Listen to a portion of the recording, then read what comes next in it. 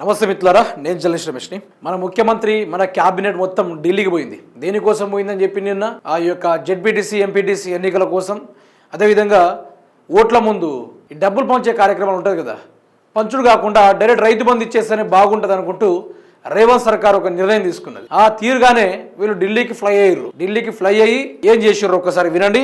హరీష్ రావు గారు బట్టలిప్పినట్టుగా కాంగ్రెస్ పార్టీ మొత్తం బాజాప్తగా వాళ్ళ యొక్క అవినీతి అక్రమాలు అన్ని బయట పెట్టేసిండు. చూడండి, తెలంగాణ ఆత్మగౌరవం ఢిల్లీకి తాకట్టు, క్యాబినెట్ ను ఢిల్లీకి పిలిపించుకొని సమీక్షల ప్రజాస్వామ్యం సిగ్గుతో తలదించుకుంటున్నది. ప్రజలు ఎన్నుకున్నది స్వాతంత్ర సర్కార్న, ఢిల్లీ గులాంగిరి చేసే స్వామంత ప్రభుత్వాన్న. కాంగ్రెస్ అగ్రనేతలకు హరీష్ బహిరంగ లేఖ, రేవంత్ రెడ్డికి హితబోధన చేయాలని సోనియా, ఖర్గే, రాహుల్, ప్రియాంకకు సూచనలు. అయితే సోనియా గాంధీ గారు ఏమని చెప్పారు? 6 గ్యారంటీల అమలుకు మీరు స్వయంగా హామీ ఇస్తూ బాండ్ పేపర్లపై సంతకాలు పెట్టి ప్రజల ఓట్లు పొందారు. మీ ముఖ్యమంత్రి నిర్వాకం వల్ల ఆ బాండ్లకు విలువ లేకుండా పోయింది. రాహుల్ గాంధీ గారు వరంగల్ రైతు డిక్లరేషన్ లో మీరు ఇచ్చిన హామీలను మీరే విస్మరించారు. నమ్మిన రైతులను నట్టేట ముంచిన మీ ప్రభుత్వ నయవంచనపై సమీక్ష చేస్తారా?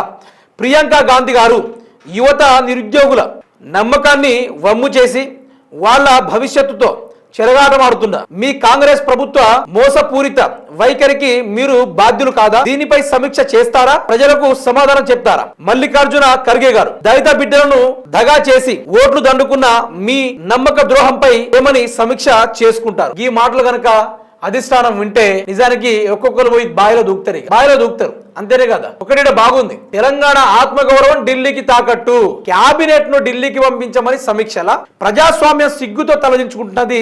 ప్రజలు ఎన్నుకున్నది స్వాతంత్ర సర్కార్న, ఢిల్లీ గులాంగిరి చేసే సామంత ప్రభుత్వాన్న.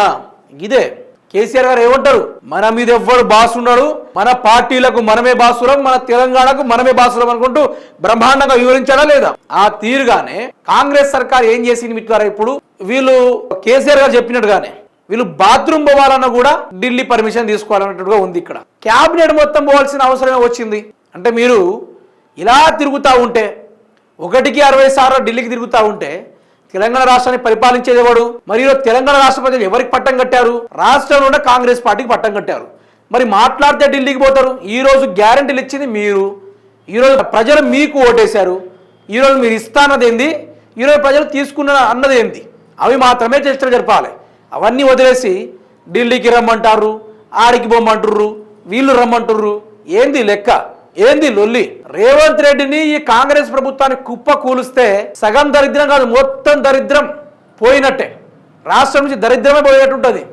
బ్రహ్మాండంగా వ్యవహారం నడుస్తుంది, సకల జనులు సంతోషపడతారు. ఇటువంటి వ్యవహారాలు చేసుకుంటే కాంగ్రెస్ పార్టీ పోతే ఎట్లుంటుంది మిత్రులారా? మీరే చెప్పండి. దేనికోసం జరుగుతూ ఉంది? ఏ వ్యవస్థ నడపడానికి చేస్తూ ఉన్నారు? ఏ కార్యక్రమాలు చేస్తూ ఉన్నారు? ఘోరాతి ఘోరమైన పరిస్థితుల్లో కాంగ్రెస్ పార్టీ తెలంగాణ రాష్ట్ర ప్రజల్ని ముంచేసే కార్యక్రమం చేసింది. మొత్తం దిగజారు రాజకీయాలు ఇవన్నీ.